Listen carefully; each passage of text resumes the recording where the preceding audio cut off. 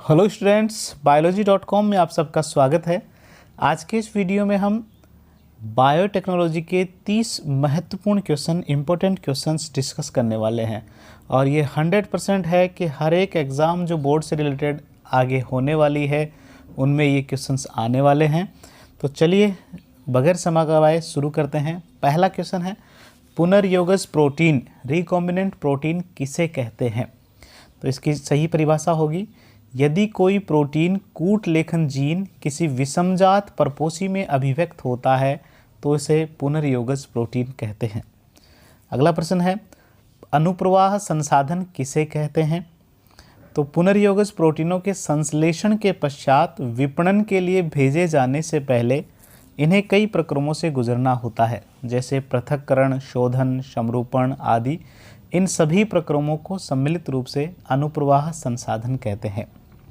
Next question है, GMO क्या है? जीएमओ क्या है? इसका पूरा नाम है जेनेटिकली मॉडिफाइड ऑर्गेनिज्म। तो ये ऐसे पौधे, जीवाणु, कवक या जंतु होते हैं जिनके जीन्स हस्तकौशल द्वारा परिवर्तित किए जा चुके हैं, जीएमओ कहलाते हैं। नेक्स्ट क्वेश्चन है, एलिसा परीक्षण किस सिद्धांत पर कार्य करता है? एलिसा परीक्षण जो है वो एंटीजन एंटीबॉडी इंटरेक्शन पर आधारित है, यानी कि प्रतिजन प्रतिरक्षी पारस्परिक क्रिया के सिद्धांत पर कार्य करता है। अब आपको कमेंट करके मुझे बताना है कि ये एलिसा का पूरा नाम क्या है। नेक्स्ट क्वेश्चन है, पारजीवी जंतु यानी कि ट्रांसजेनिक एनिमल्स किसे कहते हैं? डेफिनेशन पूछी है। तो ऐसे जंतु जिनके डीएनए में परिचालन द्वारा एक अतिरिक्त या बाहरी जीन व्यवस्थित होता है जो अपना लक्षण व्यक्त करता है, पारजीवी जंतु कहलाते हैं।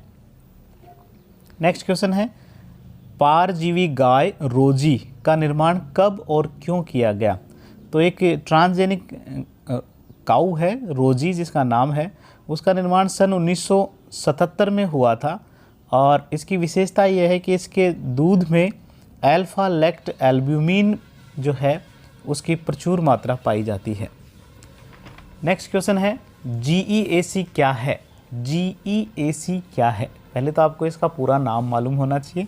जीईएसी का पूरा नाम है जेनेटिक इंजीनियरिंग अप्रूवल कमेटी। अब इसके नाम से ही इसकी विशेषता आ गई, ये अप्रूवल देने का कार्य करती है जेनेटिक इंजीनियरिंग से रिलेटेड जितने भी एक्सपेरिमेंट होता है उनको। अगर आपको इसको लिखना है तो आप कुछ इस तरीके से लिखेंगे कि यह भारत सरकार द्वारा स्थापित एक संगठन है जो जीएम अनुसंधान संबंधी कार्यों की वैधानिकता तथा जन सेवाओं के लिए जीएम जीवों के सन्निवेश की सुरक्षा आदि के बारे में निर्णय लेती है। नेक्स्ट क्वेश्चन है, बायोपायरेसी किसे कहते हैं? तो मल्टीनेशनल कंपनियों व दूसरे संगठनों द्वारा किसी राष्ट्र या उससे संबंधित लोगों से बिना व्यवस्थित अनुमोदन व क्षतिपूरक भुगतान के जैव संसाधनों का उपयोग करना ही बायोपायरेसी कहलाता है। नेक्स्ट क्वेश्चन है, पूर्ण शक्तता या टोटिपोटेंसी से क्या अभिप्राय है? यहाँ डेफिनेशन पूछी है आपसे टोटिपोटेंसी की। तो किसी कोशिका या कर्तोतक से पूर्ण जीव में जनित्र होने की जो उसकी क्षमता होती है उसी को हम पूर्ण शक्तता या टोटिपोटेंसी कहते हैं। नेक्स्ट क्वेश्चन है, प्रथम खोजा गया प्रतिबंधन एंजाइम, पहला जो रेस्ट्रिक्शन एंडोन्यूक्लिएज है वो कौन सा है, ये पूछा है। तो इसका सही जवाब होगा हिंद सेकंड। हिंद सेकंड जो है ये सबसे पहला खोजा गया रेस्ट्रिक्शन एंडोन्यूक्लिएज है। नेक्स्ट क्वेश्चन है, प्रथम पुनर्योगज डीएनए किसने बनाया? जो फर्स्ट रिकॉम्बिनेंट डीएनए है उसको बनाने वाले वैज्ञानिक यहाँ पूछे हैं। तो इनका सही जवाब है स्टैनले कोहन और हर्बर्ट बोयर। स्टैनले कोहन और हर्बर्ट बोयर ने फर्स्ट रिकॉम्बिनेंट डीएनए बनाया था।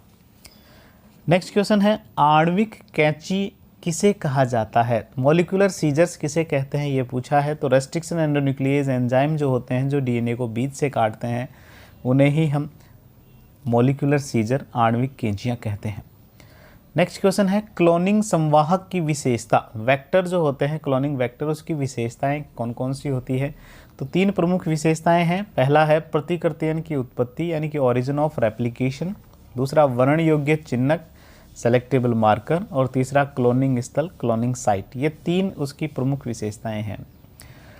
नेक्स्ट क्वेश्चन है जीन गन या बायोलिस्टिक विधि क्या है। जीन गन या बायोलिस्टिक होता क्या है ये पूछा है।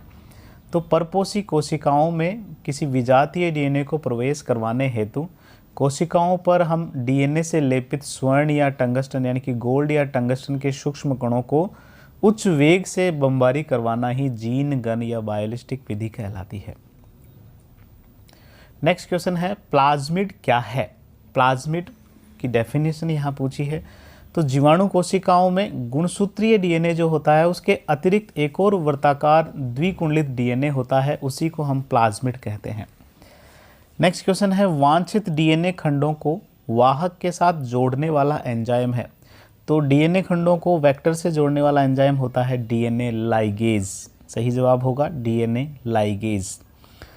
नेक्स्ट क्वेश्चन है एगरोज किससे प्राप्त करते हैं। जेल इलेक्ट्रोफोरेसिस में जो हम एगरोज यूज़ करते हैं वो एगरोज प्राप्त किससे होता है। तो वो सीवीड्स या समुद्री खरपतवारों से प्राप्त होता है। और आप अगर नाम भी लिखना चाहें तो ग्रेसिलेरिया प्रमुख जो सीवीड है जिससे एगरोज प्राप्त करते हैं। नेक्स्ट क्वेश्चन है जेल इलेक्ट्रोफोरेसिस क्रिया में एथिडियम ब्रोमाइड से अभिरंजित जेल को पराबैंगनी प्रकाश में अनावृत करने पर डीएनए किस रंग का नजर आता है। एथिडियम ब्रोमाइड से जब अभिरंजित हम करते हैं डीएनए को, तो डीएनए को हम जैसे ही हम यूवी लाइट में लेके जाते हैं तो वो हमें चमकीला नारंगी ब्राइट ऑरेंज नजर आता है।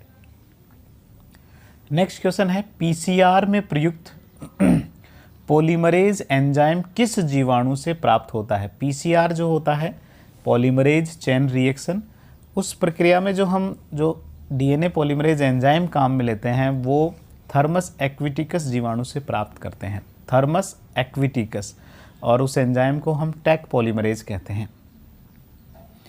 नेक्स्ट क्वेश्चन है डीएनए पैलिंड्रोम क्या है। यहाँ डेफिनेशन पूछी है पैलिंड्रोम की। बहुत सारी एग्जाम्स में बहुत बार ये पूछा जा चुका है, स्पेशली बोर्ड एग्जाम में कई बार ये क्वेश्चन आ चुका है पैलिंड्रोम क्या होता है। विशेषकर डीएनए से रिलेटेड यहाँ बात करनी है।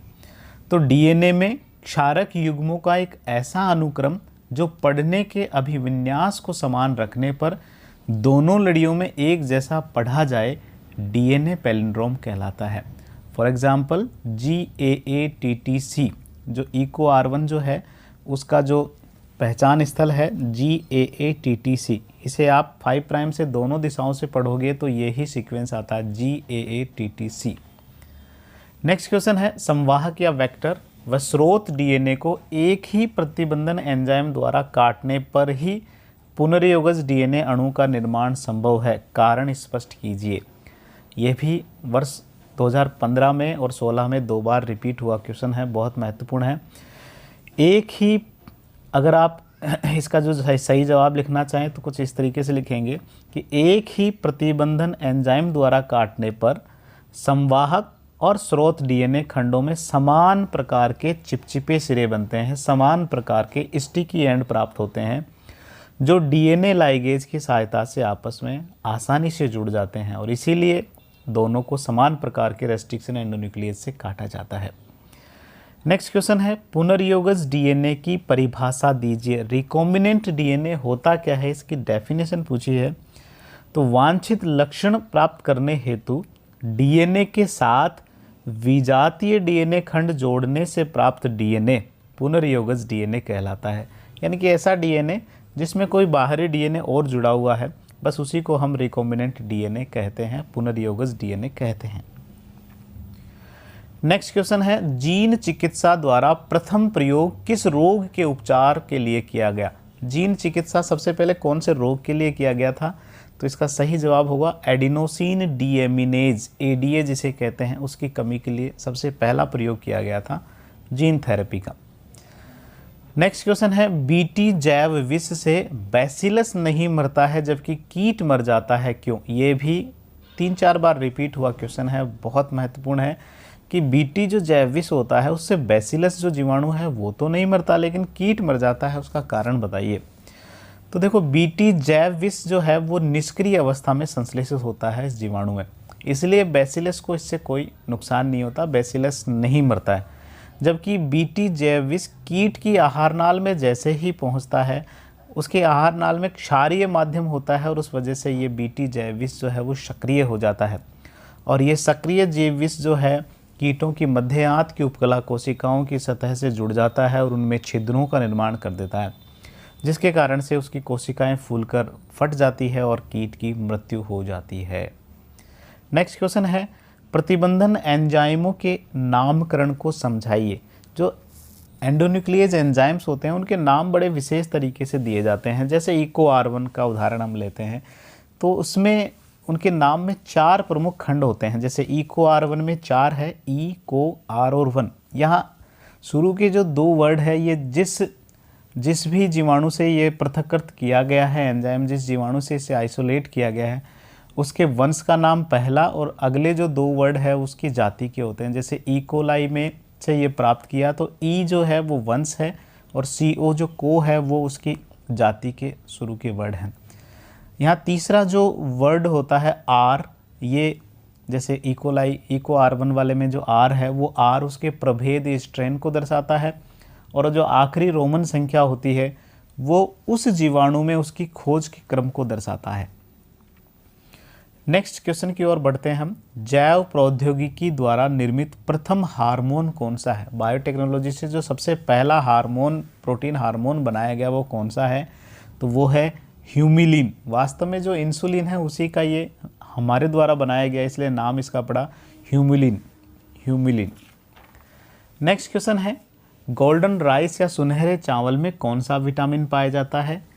गोल्डन राइस में होता है विटामिन ए। नेक्स्ट है, Cry1AB जीन किस कीट का नियंत्रण करता है? Cry1AB जो जीन है किस कीट को नियंत्रित करता है ये आपको बताना है। तो इसका सही जवाब है मक्का छेदक को। Cry1AB जो है वो मक्का छेदक को कंट्रोल करता है।